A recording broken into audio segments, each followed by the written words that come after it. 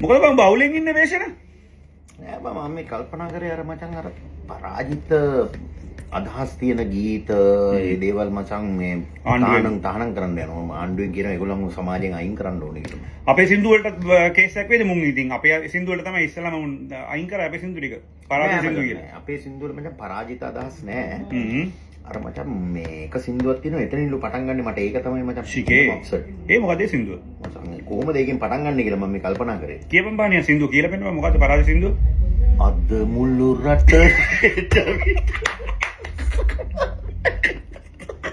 ඉතර පරාජිත අයියෝ ඩෝබිලා දැන් කමෙන්ට් වල කුණුවල්ප කිය ඕ ගාලා බණින් සුබ නැක ඒක තමයි පරාජිතම සින්දුව.